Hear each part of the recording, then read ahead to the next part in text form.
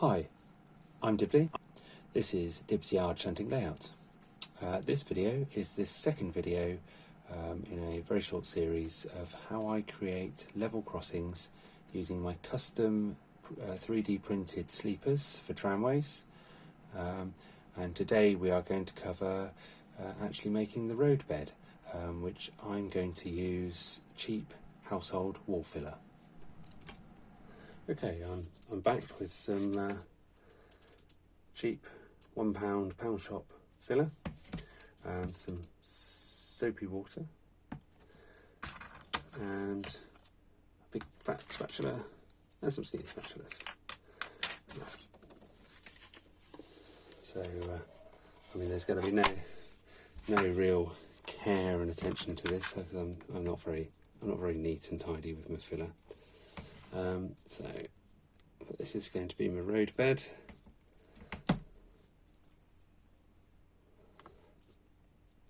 Just slap it on for the moment, get some in there.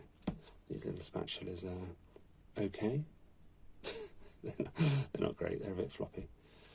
So what I want to try and do is get the roadbed out past the tramway sleepers.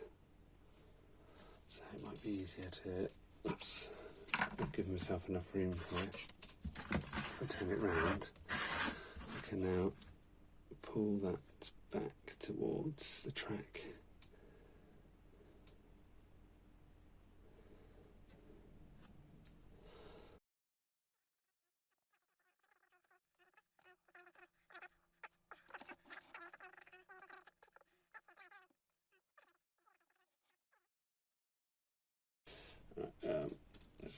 Let's give it a go now. I'm just going to, I've got the smooth edge there, just going to put a little bit of soapy water on it.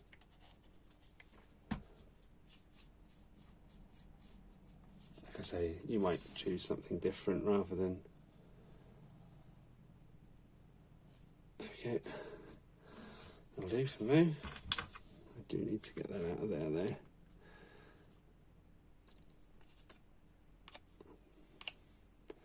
And probably just edge those sides in a little bit, just a little bit.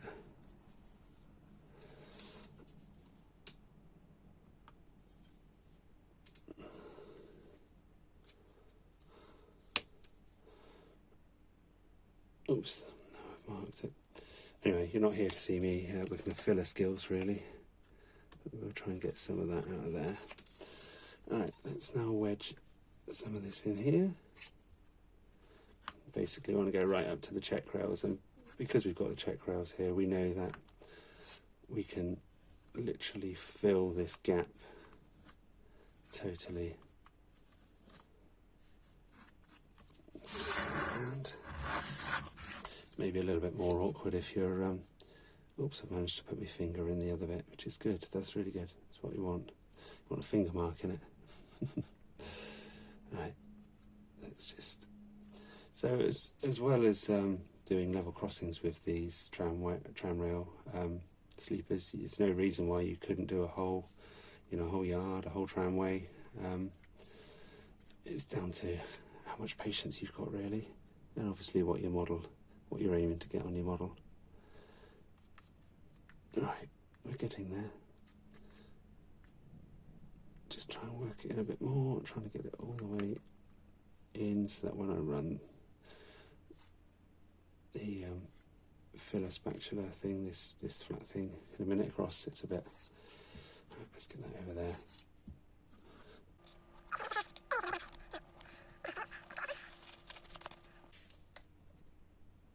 I forgot to watch this through the camera, so I bet it's all out of focus and probably an absolute pig's ear. Alright, let's run that across the top of the track. There we go, not too shady. Probably need a little bit more back in there. It's a bit low there. Oops.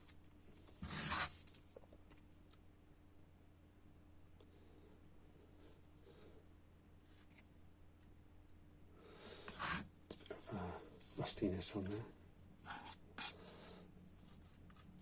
as I have painted the track already, slightly. This is a bit of a track I was just messing around with, so that's why it's got some rusty bits. I would paint it properly when we come to do the final bit. There we go. That's better. Let's just see if we can smooth that down a little bit. As soon as I put my finger in it. Okay, let's build up the filler on the other side there.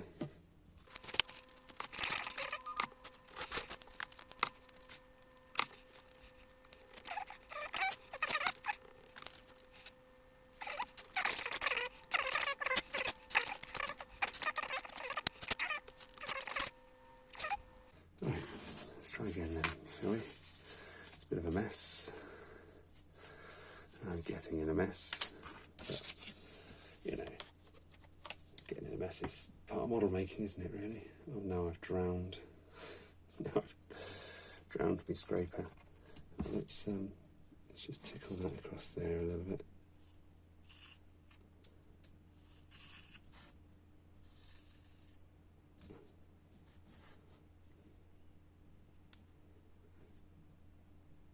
Drag it in the direction of the road when we finish, I guess, probably, just to try and... Right, now I just need to go in and dig out between the rails, between the main rail and the check rail, because trains are not going to enjoy running on that. Oops, and now I've managed to hit that. Excellent. Yeah, fingers just don't behave properly in the morning. The coordination is completely out the window. Not that I'm the most coordinated person at the best of times, but... So just clean along the Alps. If you're doing this with plasticard, you won't need to... you won't really need to worry about this, because your plasticard is going to be up against your rails. Let's just try and pull that down a little bit.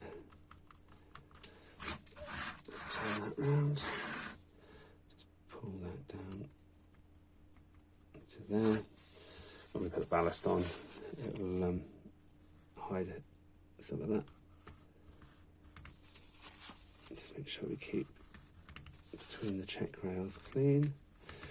The gap between the check rails and the actual main rail, it is a little bit larger than I'd ideally like, but I tried experimenting with it closer, and all that happens is the spacer ends up snapping and then the rails fall out. So couldn't get it any feasibly, not with this material, this resin. I couldn't get it any closer. Maybe something that's a bit more flexible, it might be able to do it. Okay, so probably going to have to leave that there, let that go off. I might do the ballasting while off camera.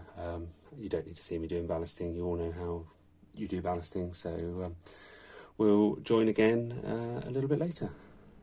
Okay, I'm back once again, and as you can see I have added some acrylic paint washes to the filler road surface, and I've done a couple of different tones, sort of just so it picks out some of the grooves and stuff like that, so darker tones into the grooves.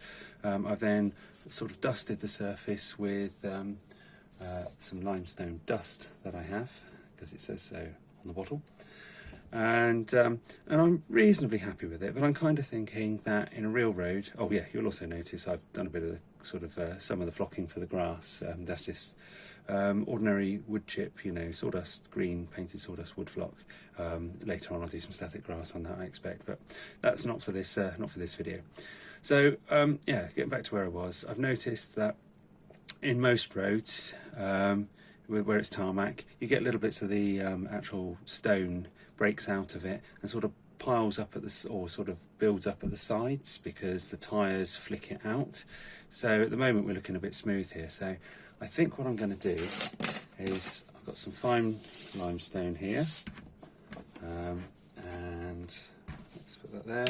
And I've got some ultra fine limestone. This is all stuff that I've sieved out of a big 25 kilo bag that I got from a local gravel supplier. I've also got some limestone dust, so oops, so we'll have a little bit of that as well. And what I'm going to do is I'm just going to dribble some PVA along the sides and put a couple of sprinkles in there just to sort of simulate where the tyres have pulled the gravel, pulled the actual gravel out of the tarmac and just sort of flicked it to the side. That's the plan anyway. So first thing I'll probably need is some 50-50 PVA glue.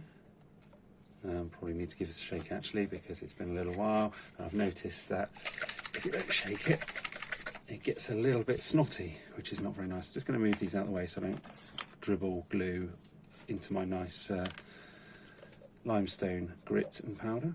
So not going to go anything too special, just a couple of blobs here and there, just probably streak it along a bit. Same on this side, nothing to, just let it go randomly where it wants to, just sort of the edges really. Doesn't matter, it goes on the grass a little bit, it's not going to worry too much. That'll do. Right, we're going to go for a bit of the coarse stuff first. Nothing too much. Oh, that's too much. Nothing too much, he says, does loads. There's going to be a bit more over here, just a bit of the coarse. Then probably a bit of the finer stuff. I'm not really worried too much where it falls, because in real life it would be quite random. And then probably a little bit of the grit just over the top. The grit, yeah, sorry, the dust, sorry, not the grit. Just over the top.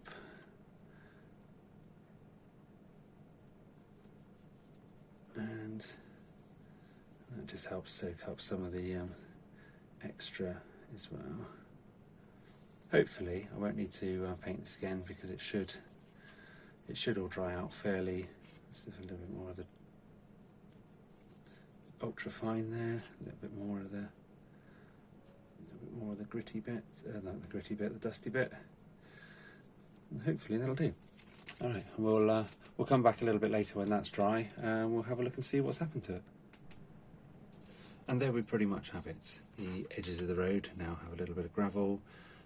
Just sort of breaks the edge up a little bit. It's a bit darker than I'd like, so I'm just going to use a little bit of the limestone dust and give that a little sprinkle in there, just to sort of try and bring it up a little bit.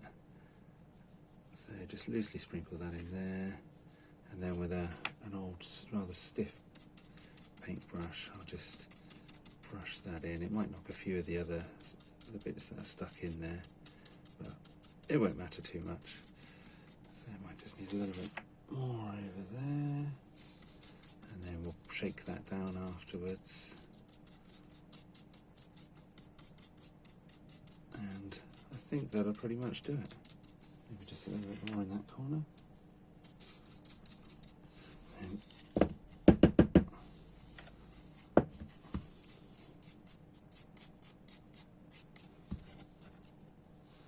And then I think that is as far as I will go with this. The next time we'll use this diorama, it will be for adding a 3-foot tall chain link fence, which will be a subject of another video. I hope you found this useful, and thank you very much for watching.